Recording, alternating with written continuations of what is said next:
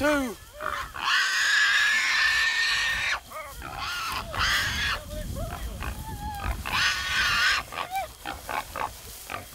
Just going crazy.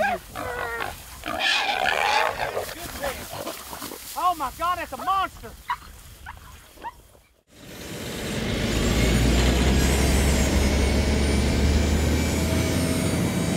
If you have land out here that's open, you're going to have hog problems. The hogs have become a large problem. Everything from destroying fields, destroying crops, to disease carriers, rooting up waterways, Bermuda grass fields. You know, they'll water the crops down so they're unharvestable, or dig the seeds up and all that. I've had some fields that we've just completely quit farming and put into grass and just let the cattle graze it just because of hog damage. Right now we're close to one of the creeks where we have a lot of problems. This is a dried up stock tank here. But as you've noticed, there's just a little bit of mud left, and you can see the tracks of the hogs where they come and wallow or lay around in this mud. And they'll leave disease in this mud, whatever disease it be, whether it be E. coli or some pseudo-rabies or some of the influenzas. But then when it rains, it will take and carry the disease to the creeks and to the rivers and the lakes. And that's one reason we try to fight the hogs, is to prevent disease problems, whether it be disease or pollution getting in our rivers and streams, or our cattle catching it. They're just a very destructive animal. They don't have any natural predators. The human is the only predator that they have that's natural. How do you use a trap? Well, I guess you would you bait an area with corn, soured corn, to get the hogs coming in. This stuff's nasty. Several different ways to trap, but the latest and greatest is the electronic trap. So it'll send us text messages, you know, on our phone. That way we can see what's coming to the trap, and instead of catching one or two hogs in the trap, we could try to catch the whole group. One sow can have easily 2 litters in a year, so if she's having 8 to 10, one sow can have 20 at the end of the year, and that 20 next year can be 300 or 400. That's how rapid they can multiply. As the hog population increases, that means they have to have more and more to eat.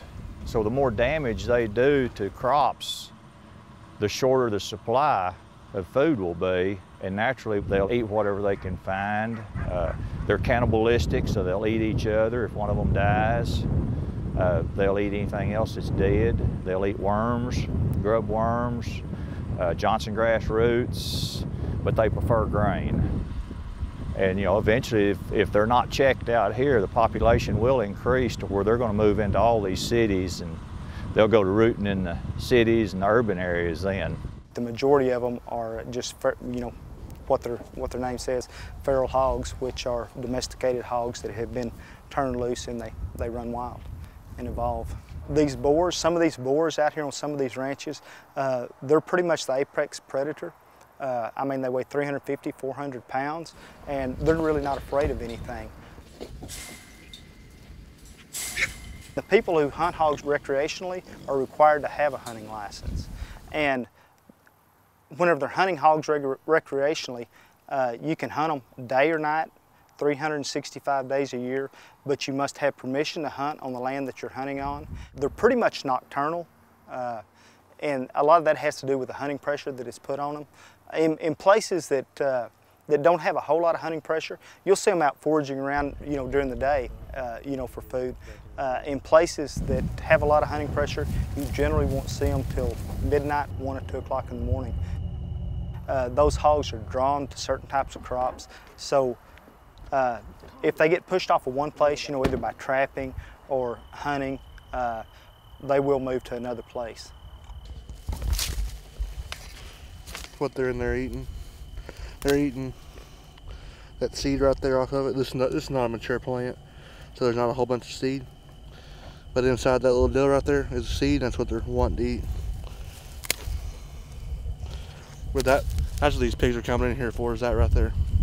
That's the whole reason. as you can see, have destroyed this field. Like he said, this field should be about 3.5, 4 foot tall right now, but it's not. They had to claim insurance on this because the pigs destroyed it. And that's why everybody's out trapping them and killing them. Since we don't have night vision scopes, we have like little binoculars, and that allows us to identify what's out there. And then we have these green lights, and the green lights are technically like, it's kind of like moonlight to them. And it, see, if you take white light, they can see it. Green light, it just really shows shadows.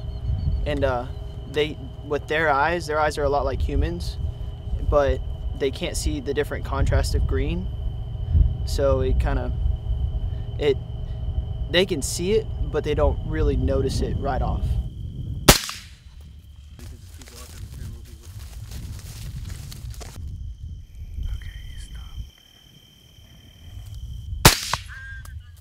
Die, you bastard. Where'd he go? Dang it.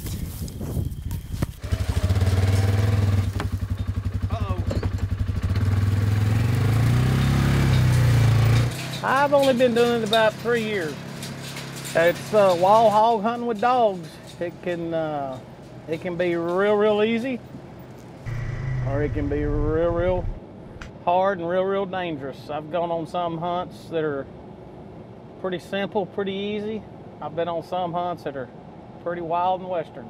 See, a dog picks up a hog by his scent. You watch all these movies of these prisoners escape. They take a dog and the dog follows his scent.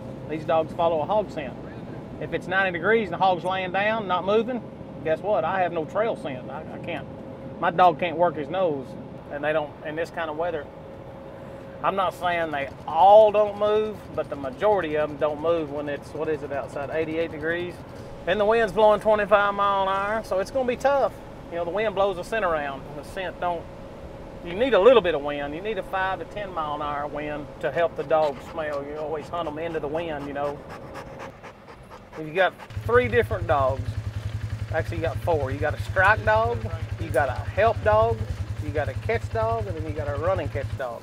Your strike dogs, they're the ones that smell them and go find them. Your help dog is, he be on the ground with the strike dogs, and when your strike dog goes and finds him, he barks, and your help dogs run and help him. And when you hear them barking, we get the catch dog. That's the one that's in the back, it's all vested up. You take him in there and you unleash him, and he runs in there and catches him right on the ear. And then once he catches him, we run in there and grab the pig by the back legs, throw him on the ground, tie his feet together, and throw him in this little trailer I got. Well, listen here, listen. That's Okie. That's black That's man. pigs. What are we waiting on here? That's pigs, boys. Let's go catch one.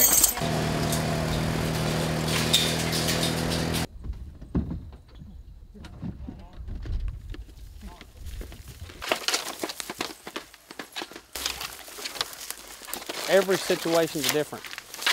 You know, sometimes one dog can hold the pig there. Well, back to the buggy. Yep. I've caught pigs with 6 dogs. I've had 6 dogs out there and the pig get away. I've had 1 dog out there and catch a pig. So, like I say, every pig's different. Every situation's different. If you catch them, you know, down in a real steep creek, they're less tendency to run. If you catch them out in a big wheat field where it's just wide open, they have more tendency to run on you.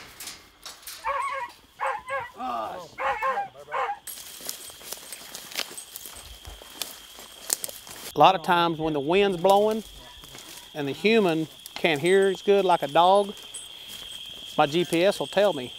But they're all different, Mickey. One's 290, one's 220, one's 380. You know, if this dog's 1,000, this dog's 1,000, and this dog's 1,000, and this dog goes to barking, them other 2 are they're gonna go to him. That's what they're trained to do. So when all my dogs are together on my GPS, I know I got a pig. We put a collar on their neck, and it connects with my handheld, lets me know where they're at all times. I could have lost my farm right there. I knew we caught that one. Yep. That in feeder yards. Here. Here. Here. Good boy. Here. Good boy. Good boy. Good boy.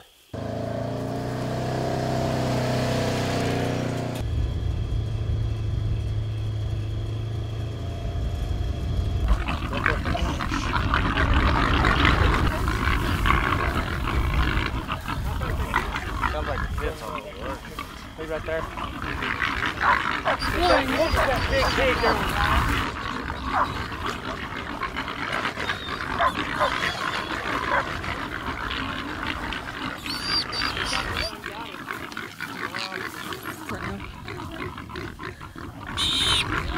Who's got a good line? Let me have a line. Here.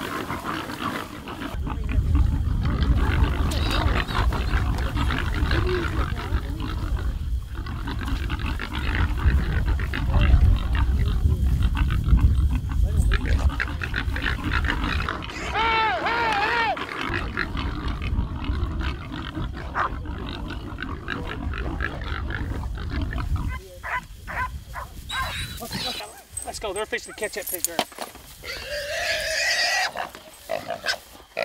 Oh yeah, baby.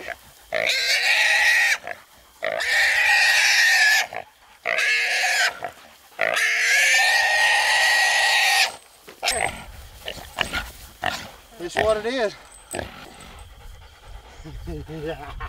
That one pig weighed 350. Yes. Maybe 400.